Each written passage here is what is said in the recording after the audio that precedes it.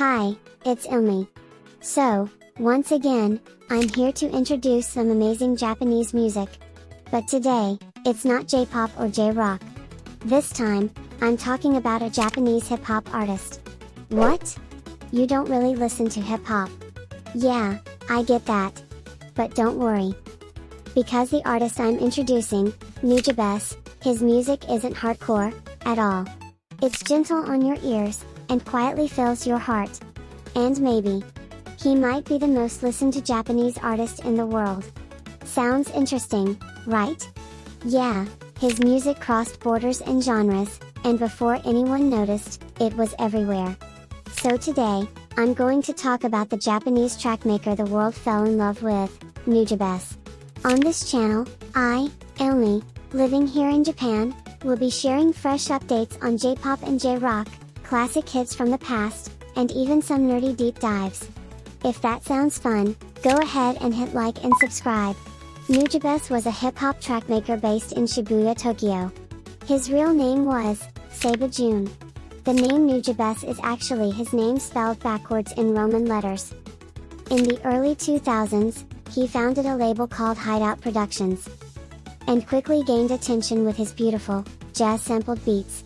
You can tell how special his music is the moment you hear it. Comfortable beats and organic sound design. But actually, his biggest achievement was that he broke hip-hop. What do I mean by that? Well, hip-hop has always been about meaning and attitude. Rebellion, street identity, self-expression, and sometimes tearing others down through rhyme. That attitude was at the very core of hip-hop. But Nujabes stripped all of that away. He took away the words and the battles from hip-hop, and delivered emotion and comfort through pure sound. In other words, he reduced hip-hop to its purest form, just music itself. But within Japan's hip-hop scene, Nujabes was a bit of an outsider. You could even say he and the Japanese rap scene were like oil and water. While other rappers fought with words and realness, Nujabes focused only on the beauty of sound and the purity of feeling. That's why he never joined any crew, never followed anyone. He kept his distance from the street scene and worked alone, just him and his music in his bedroom. That stance was so alternative for its time in Japan, people probably didn't understand it. But after he passed away, the world finally started to notice his sound. In the 2010s, as YouTube and Spotify spread, his music quietly crossed oceans. Before anyone realized, people all over the world were falling in love with his music, beyond time, language, and borders. Of course, that movement had already started before him. DJ Shadow, DJ Crush. It was called abstract hip-hop. But Nujabes took that abstract foundation and polished it, until it became something quiet, pure, and almost transparent. Let's rewind the clock a little. In 2004, the moment his music began to spread widely came through a legendary anime collaboration. That anime was Samurai Champloo. A crazy mix of samurai and hip-hop. And Nujabes' music fit it perfectly. The opening theme, Battle Cry, became one of his signature works. It introduced Nujabes to anime fans all over the world. And as time passed, in the mid-2010s, a genre inspired by his sound made a comeback. That genre is lo-fi hip-hop. You've probably seen that YouTube stream, lo-fi hip-hop beats to relax or study to. Lo-fi hip-hop has smoky beats filled with gentle noise, simple chords, and the crackle of vinyl. Because it doesn't demand meaning or attention, it's perfect for studying, reading, or falling asleep. With Ghibli-style visuals, it exploded in popularity around the world, especially on YouTube.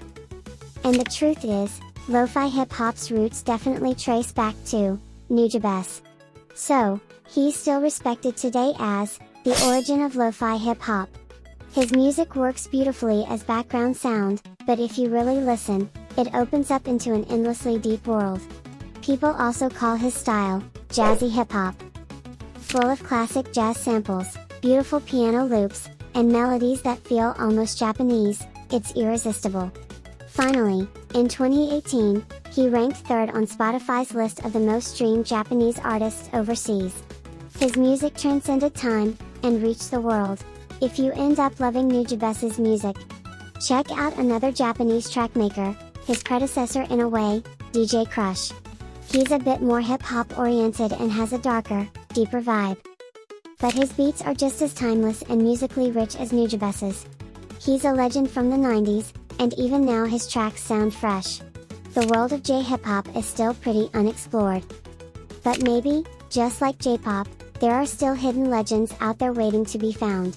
I'm not an expert in this area, so tell me your favorites in the comments. This is TokyoPopStorm, and I'm your navigator, Ilumi. I'll be bringing you fresh news, classic hits, and deep dives into some pretty nerdy stuff too. So if that sounds fun, hit that like button, and subscribe while you're here. Whether you're into pop, anime, or Japanese culture in general, let's ride the TokyoPopStorm together. Catch you later. 大人なです愛したいます